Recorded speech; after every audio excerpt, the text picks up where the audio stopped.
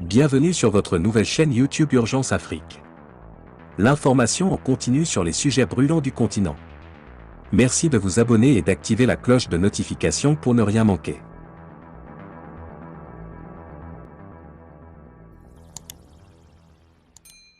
Embargo de la CEDEAO contre le Mali, un expert de l'ONU appelle à la levée des sanctions.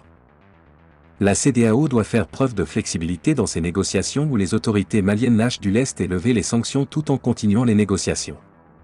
Les sanctions frappent surtout les plus fragiles et les plus vulnérables citoyens de la CEDEAO, a écrit sur son compte Twitter, le professeur Alioune Tine, expert indépendant de l'Organisation des Nations Unies, ONU, pour le Mali et ancien directeur Afrique d'Amnesty International.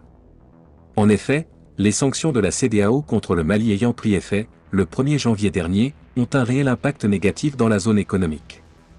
Cependant, les victimes collatérales de ces sanctions demeurent les citoyens ouest-africains vulnérables et les plus pauvres qui en l'espèce sont les plus touchés. C'est pourquoi, l'expert indépendant des Nations Unies plaide pour une levée de ces sanctions par la CEDEAO. Au-delà du Mali, les voisins du Mali comme la Côte d'Ivoire paient aussi le prix de ces sanctions. Dans un monde interconnecté, les sanctions ont toujours un effet boomerang. Dès lors, les négociations devraient s'intensifier en vue de trouver une issue favorable pour toutes les parties.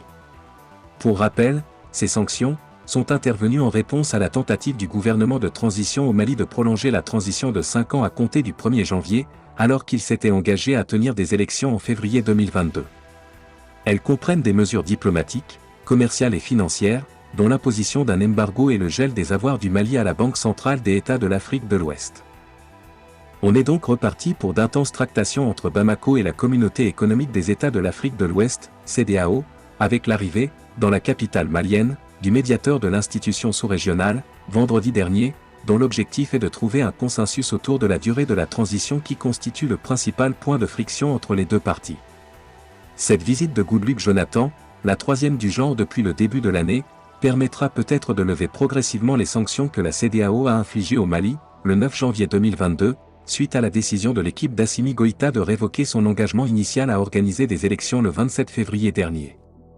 Ces sanctions économiques et diplomatiques ont été prises, faut-il le rappeler, dans un contexte de crise sécuritaire d'une exceptionnelle gravité, marqué par des attaques terroristes à cinétique rapide contre des populations civiles ou des cibles symboliques de l'ordre républicain comme les écoles et les casernes, perpétrées par des bandes de guérilleros furtifs manifestement aguerris. Même si ces sanctions ne concernent pas les produits de grande consommation et de première nécessité, il n'en reste pas moins vrai que leurs conséquences seront incommensurables pour le Mali.